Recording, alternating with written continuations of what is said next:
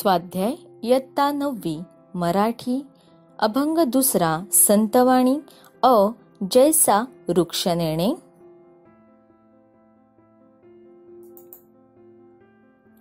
प्रश्न पहिला, वृक्ष आणि संत यांच्यातील साम्य लिहून तक्ता पूर्ण करा।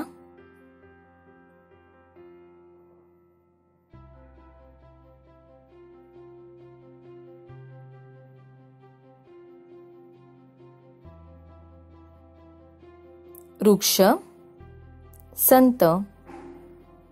वृक्षांना त्यांच्या मान अपमानाची पर्वा नसते। संतांच्या लेखी मान अपमानाला महत्त्व नसते। प्रश्न दुसरा, वृक्षांवर खालील घटनांचा होणारा परिणाम लिहा।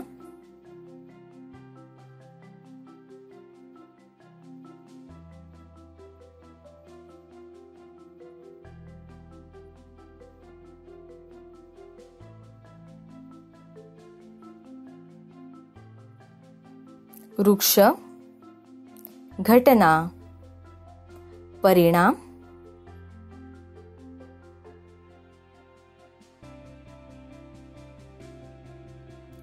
घटना, वंदन केले।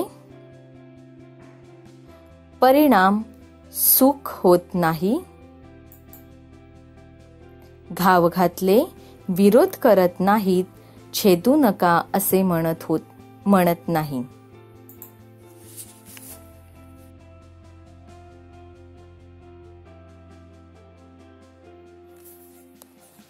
प्रश्न तिसरा, खालील विधानांपैकी सत्य विधान ओळखून लिहा। अ संतांचे वर्तन वृक्षाप्रमाणे असते। आ संतांना सन्मानाची अपेक्षा असते। ई संत निंदा स्तुती समान मानत नाही। ई संत सुख आणि दुःख समान मानतात। उत्तर 1. संतांचे वर्तन वृक्षाप्रमाणे असते। 2.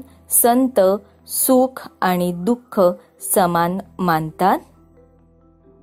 प्रश्न चौथा, खालील शब्दांचे समानार्थी शब्द लिहा। वृक्ष, झाड, तरु, पादप। 2. सुख, हर्ष, आनंद, सौख्य। 3. सम, समान, सारखे।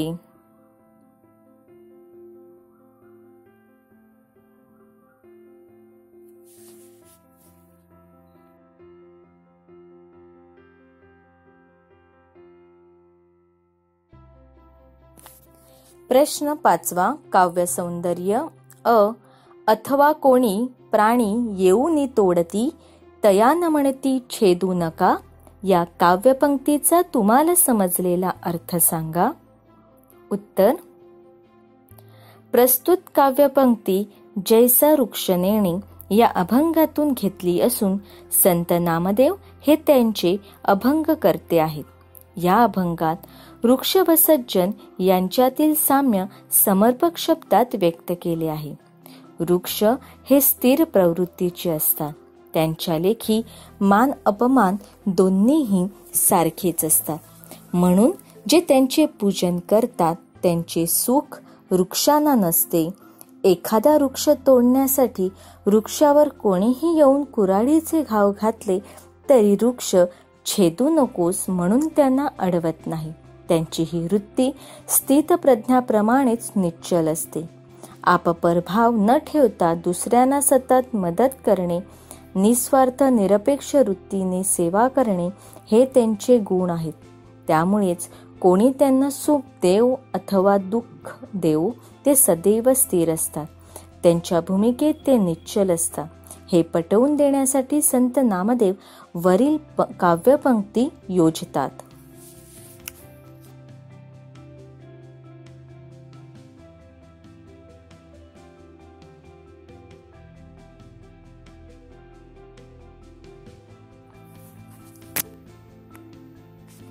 आ. निंदास्तुती सम मानेती जे संत, पूर्ण धैर्यवंत साधू ऐसे. या काव्यपंक्तीतील विचार सौंदर्य स्पष्ट करा. उत्तर. प्रस्तुत काव्यपंक्ती जैसा वृक्ष नेणे या अभंगातून घेतली असून संत नामदेव हे त्यांचे अभंगकर्ते आहेत. या अभंगात वृक्ष व सज्जन यांच्यातील साम्य समर्पक शब्दात व्यक्त केले आहे. निंदास्तुती या परस्पर विरुद्ध भावना आहेत. सामान्य माणूस हा कोणीही निंदा केली की चिडतो किंवा कोणीही स्तुती केली की तो गर्वाने फुलून जातो. परंतु वृक्ष किंवा साधू संत हे स्थितप्रज्ञ असल्या कारणाने त्यांच्यावर निंदास्तुतीचा कितीही वर्षाव केला तरी काहीही परिणाम होत नाही. कोणीही कितीही स्तुती केली तरी ते गर्वाने फुलत नाहीत किंवा निंदेने चिडून शापही देत नाहीत. त्यांचे विश्व या सर्व भावनांच्या पलीकडे असते. परमार्थ साधण्याकडे त्यांचे लक्ष असते. त्यामुळे षडरिंपू व विकारांपासून ते दूरच असतात. विकारांचा त्याच्यावर काहीही परिणाम होत नाही.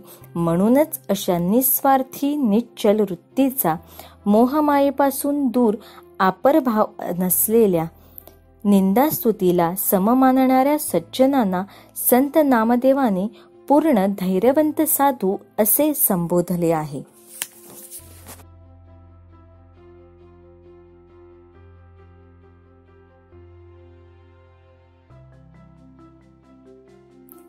प्रश्न 6 अभिव्यक्ती.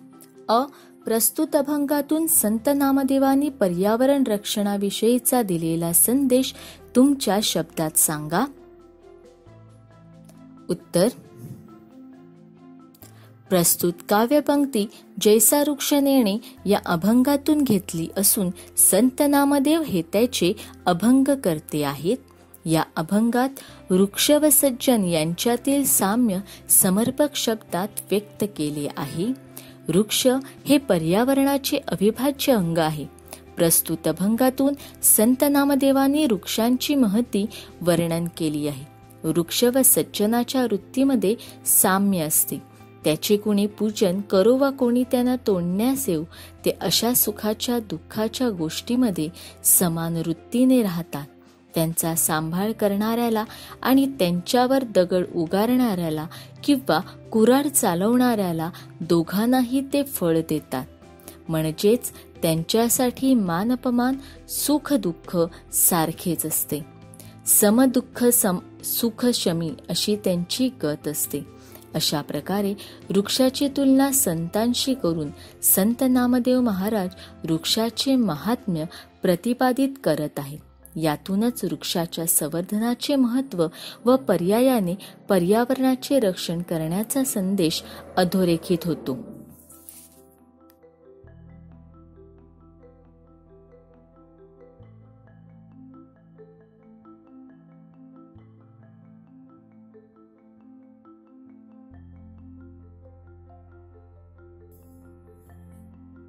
आ. प्रस्तुत अभंगातून संतांना दिलेल्या वृक्षाच्या संदर्भातील तुमचे मत स्पष्ट करा. उत्तर. प्रस्तुत काव्यपंक्ती जैसा वृक्ष नेणे या अभंगातून घेतली असून संत नामदेव यांचे अभंगकर्ते आहेत. या अभंगात वृक्ष व सज्जन यांच्यातील साम्य समर्पक शब्दात व्यक्त केले आहे. वृक्ष निश्चल राहून आपल्या सर्व अवयवांद्वारे लोकहिताचे हितच साधत असतो. त्यांच्या मुळापासून ते पानाफुलापर्यंत दुसऱ्यांना मदत करण्याची, परोपकारी परहित रक्षणाचीच भावना असते. हीच प्रवृत्ती आपल्याला साधू संतांमध्ये दिसून येते. वृक्ष असो वा साधू, लोकांनी त्यांना कितीही सुख व दुःख दिले, कितीही हिणवले, शिवीगाळ केली किंवा त्यांची लोकांनी निंदा नालस्ती अवहेलना केली तरी ते आपल्या परोपकार धर्म परहित भावना सोडत नाहीत.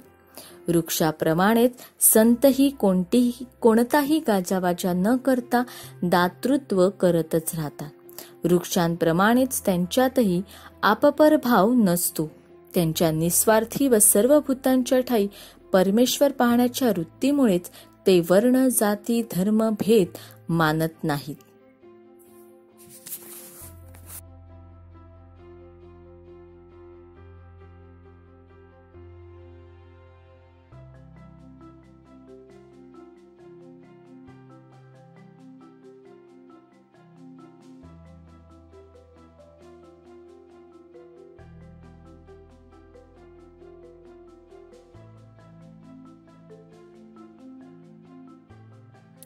सुखात दुःखात सर्वच परिस्थितीत समाधानी वृत्तीने वागतात, विचलित होत नाहीत. म्हणूनच वृक्ष आणि संत हे सारखेच आहेत. ज्याप्रमाणे वृक्ष आपल्या मुळांनी जमिनीशी घट्ट नाते जोडून आपल्या जागी स्थितप्रज्ञ राहून दुसऱ्यांना मदत करण्याचाच प्रयत्न करतात, आपल्या प्रत्येक अवयवांचा दुसऱ्यांसाठीच उपयोग करतात, त्याचप्रमाणे साधू परहितासाठी चंदनासारखे झिजतात. म्हणूनच मला असे वाटते की संत नामदेव महाराजांनी संतांना दिलेली वृक्षाची उपमा अत्यंत समर्पक आहे.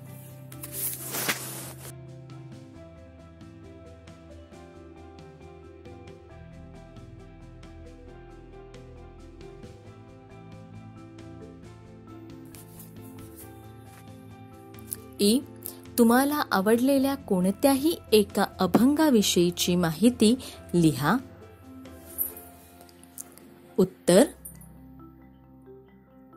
तुकाराम महाराजांचा खाली नमूद केलेला अभंग मला आवडतो.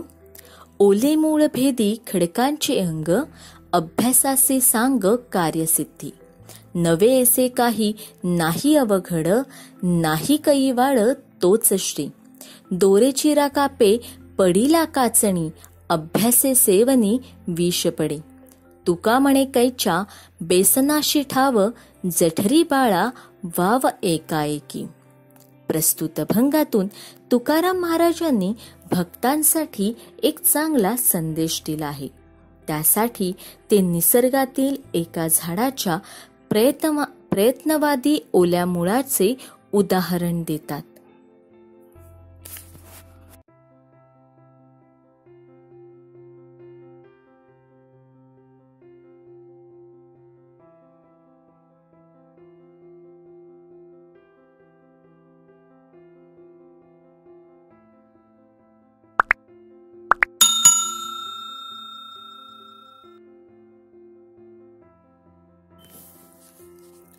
महाराज म्हणतात की वृक्षाचे ओले मूळ जमिनीत शिरून हळूहळू वाटेत आलेल्या खडकात शिरते व त्याला दुभंगून फोडून आपला प्रवास चालू ठेवते.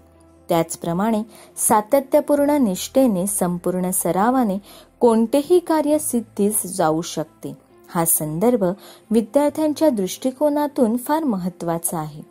कोणतीही गोष्ट अवघड नसते. एखादी कठीण वाटणारी गोष्ट साध्य करण्यासाठी सततच्या प्रयत्नाशिवाय दुसरा पर्याय नाही, असे तुकाराम महाराज सांगतात.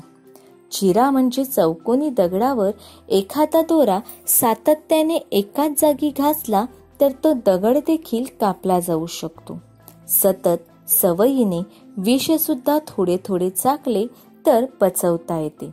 जी गोष्ट साध्य करायची आहे तिचा ध्यास हवा, प्रयत्नांचे सातत्य हवे, मग यश प्राप्ती करणे कठीण नाही.